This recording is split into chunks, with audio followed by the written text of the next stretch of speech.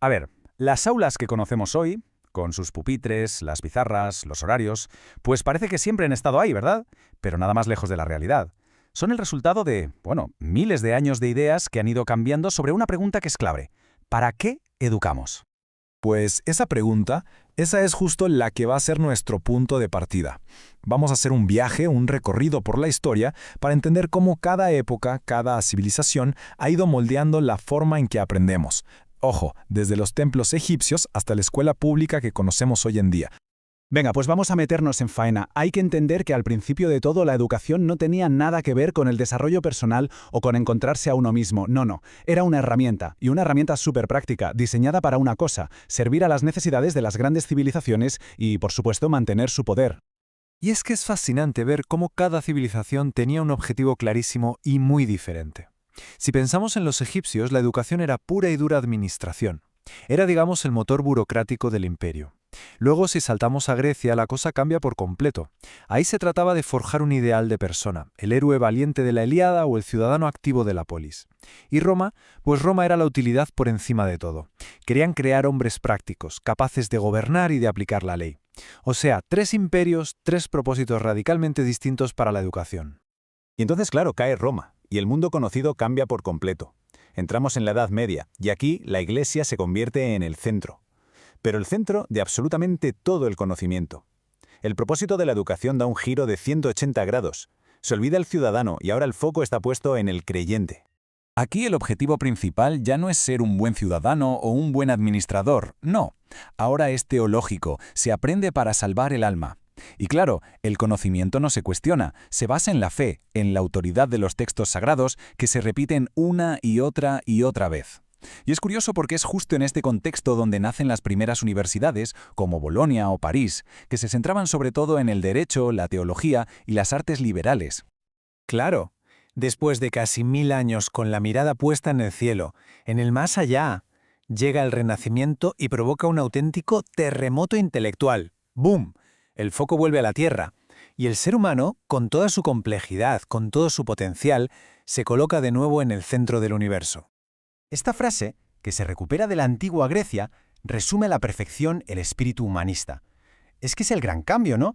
Pasamos de una visión teocéntrica, o sea, con Dios en el centro de todo, a una visión antropocéntrica, donde el centro es el ser humano y su increíble capacidad para pensar, para crear, para transformar el mundo que le rodea. Y en esta tabla se ve clarísimo todo este cambio de paradigma. Es que es brutal. Pasamos de la fe a la razón, de pensar en la salvación del alma a buscar el desarrollo completo de la persona, y del dogma, de la repetición sin más, a la observación, a la curiosidad. El ideal ya no es el monje, claro, ahora es el cortesano, esa figura culta, completa, que sabe de todo un poco.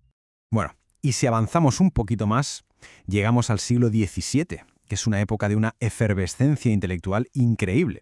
Vale, el Renacimiento había puesto al ser humano en el centro, de acuerdo. Pero ahora la gran obsesión era otra cosa: encontrar un método fiable, un camino seguro para que esa razón humana llegara a la verdad sin equivocarse.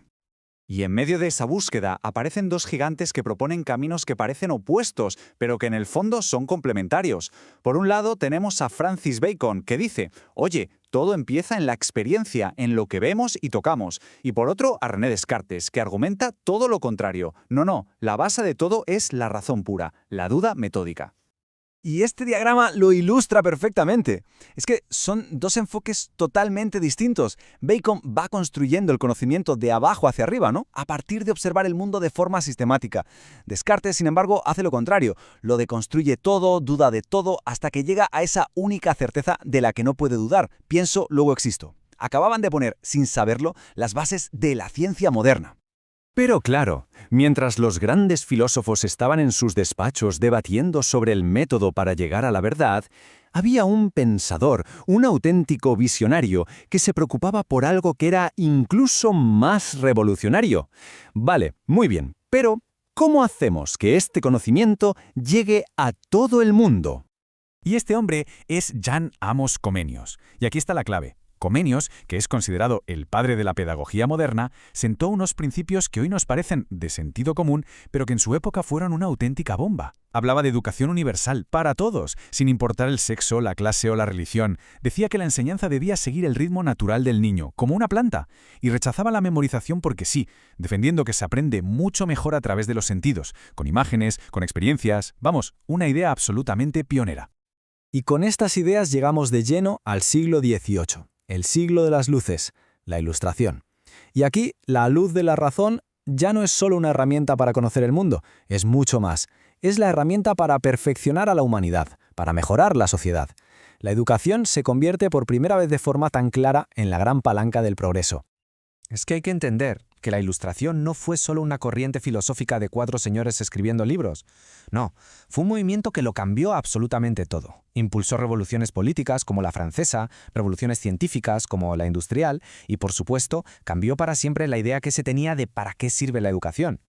A ver, el concepto clave de la época, la luz de la razón, es bastante sencillo de entender. La idea es que la razón es universal, es algo que tenemos todos, y es como una luz que nos permite no solo entender el mundo, sino, y esto es lo más importante, mejorarlo. Había una fe ciega en que si aplicábamos la razón a todo, a la política, a la sociedad, a la ciencia, la humanidad avanzaría sí o sí hacia un futuro mejor.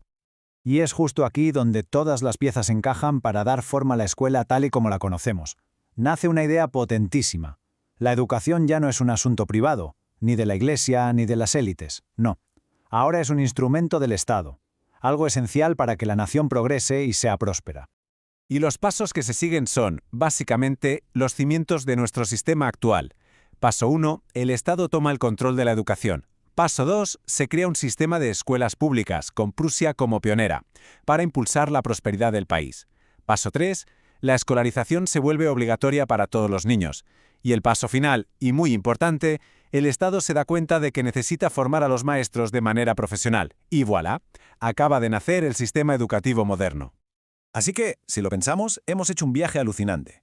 Empezamos con una educación para servir a dioses e imperios. Pasamos a una educación para salvar el alma. Luego vimos cómo se buscaba desarrollar al ser humano en su totalidad. Y finalmente llegamos a una educación para impulsar el progreso de la nación a través de la razón. Cada época ha tenido su gran para qué. Y eso inevitablemente nos deja con una pregunta flotando en el aire. ¿En nuestro mundo, hoy, ahora mismo, cuál es el propósito de la educación?